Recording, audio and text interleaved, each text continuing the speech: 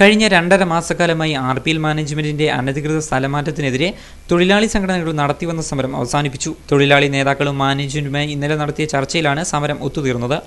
Company മാനദണ്ഡങ്ങൾക്ക് വിരുദ്ധമായി സ്ഥലം മാറ്റിക്കൊണ്ടുവന്ന തൊഴിലാളികളെ കമ്പനി തിരിച്ചു വിളിച്ചതിനെ തുടർന്നാണ് തൊഴിലാളി നേതാക്കൾ സമരം അവസാനിപ്പിക്കുന്നതായി പ്രഖ്യാപിച്ചത്. INTUC, CITU, BMS എന്നീ തൊഴിലാളി സംഘടനകൾ സംയുക്തമായാണ് സമരം ചെയ്തത്. എന്നാൽ AITUC സമരരംഗത്തു നിന്നും വിട്ടുനിന്നിരുന്നു. എന്നാൽ AITUC നേതാക്കളുടെ വാക്കു ധിക്കരിച്ചുകൊണ്ട് AITUC തൊഴിലാളികൾ സമരത്തെ പ്രത്യക്ഷമായി പിന്തുണച്ചത് ഏറെ ശ്രദ്ധിക്കപ്പെട്ട വിഷയമായി മാറിക്കഴിഞ്ഞിരുന്നു. എന്നാൽ INTUC, CITU, BMS എന്നീ തൊഴിലാളി സംഘടനകൾ സംയുക്തമായി നടത്തിയ സമരം വിജയിച്ചതോടെ ഇത് അനാവശ്യ സമരമാണെന്ന് പറഞ്ഞു മാറി നിന്ന AITUC തൊഴിലാളി നേതാക്കൾക്ക് ഇത് വലിയ തിരിച്ചടിയായിരിക്കുകയാണ്. സമരവുമായി ബന്ധപ്പെട്ട് മാനേജ്മെന്റ് സ്വീകരിച്ച എല്ലാ നടപടികളും പോലീസ് കേസുകളും പിൻവലിക്കാൻ ധാരണയായി.